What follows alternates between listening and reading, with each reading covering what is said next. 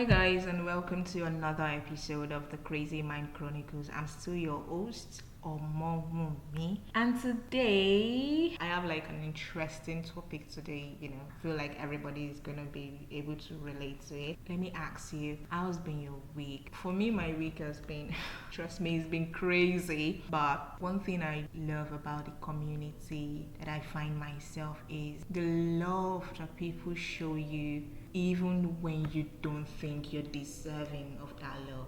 And that is the kind of love that I've brought to this podcast for you people today. I am so happy because even when I was down, I was struggling, I have like people who care and would like just love me for who I am. I am learning to speak up when I'm tired, to speak up when it is needed, to speak up when my soul just need a reminder. So today, I'm so glad you're here with me again.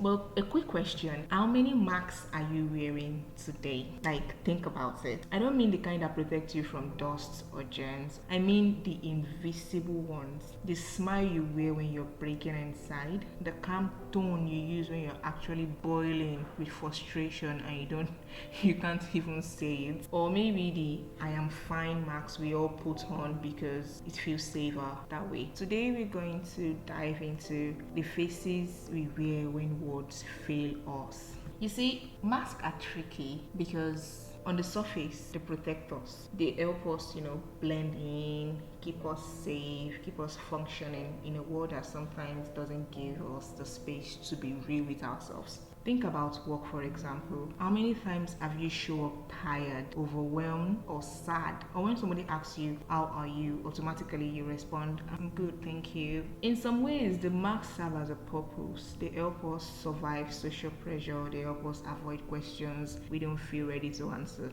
But the longer we keep them on, the heavier we feel. And that brings me to this week, while going to work, I was having this headache and I was feeling cold and I was having cough. I didn't want to get to work and be coughing, so I had to wear like a face mask. As I was going, there was this kid that was playing on my way to work, and the way she looked at me, I'm very sure in her head she's like, why is this auntie wearing face mask when everybody is not wearing face mask? And it made me realize that sometimes when we wear our mask, people that sees us don't want to, because of the mask that we are wearing, they wouldn't want to probe, they wouldn't want to ask questions from us. And there were days where I laughed loud with my friends, but inside, I'll be honest with you, I've worn more masks than I can count. But there were days when I've laughed out loud with friends, but inside I felt drained. And there were days when I walked into my professional masks, smiling, nodding, performing, even though my heart was running on empty. I know I'm not alone. Maybe you've had to wear, strong mask for your family, for your friends, or your nothing can break me mask on social media. Maybe you even have masks for different people, one for work, one for church, one for your friends, because you just don't want to let them know what you're feeling. And honestly, trust me, everybody's feeling, all our feelings, all our thoughts are valid. But it's exhausting, isn't it? Pretending to be okay, pretending to fit perfectly into roles and expectations. And sometimes it makes us feel unseen. Maybe no one really knows what is behind the mask, or maybe we're just too scared to show what is behind the mask. These masks may protect us, but they also cost us. They cost us connection. They cost us the chance to heal. Because how can someone help you if you don't even know that you're hurting? When we wear our mask for too long, we risk losing sight of our real face, our authentic self. And that's why so many people feel disconnected, lonely, or even invisible when they are surrounded by others. But here's the good news. You don't have to throw away all your mask all at once. I would say that I'm someone who is very superficial at wearing my mask, but I have learned not to fake them away all at once. It's a gradual process and I am still in that process. But sometimes they are absolutely necessary for you to, take off those masks. But take your time until you're ready. Save space at a time. Maybe it's admitting to a close friend that you're not okay. Maybe it's writing in your journal where no one else will judge you. Maybe it's giving yourself permission to cry after holding it all in.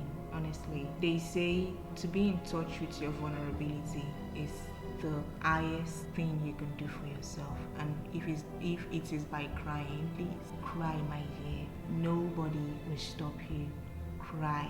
But I just want to say, take it step by step. You will learn to know that your real face is the unfiltered, the raw version of you. And that is more than enough, darling. It is more than enough. So I just want you to take a moment and ask yourself, what mask am I wearing right now? And what would it feel like to take it off, even for a moment? It's so funny how I ask myself and be like, Mommy, how do you navigate what you're feeling? How do you stay in tune with your emotion? I've put on this mask of too strong, too independent, and I know it's not just me. A lot of you out there are also putting on that mask, but I have been able to process them and been able to take it off little by little and just bask in the softness of life, being able to process my emotions and talk about them when I'm going through it. So remember, here on Crazy Mind Chronicles, this is your safe space. It is our safe space. You don't have to be perfect. You don't have to perform.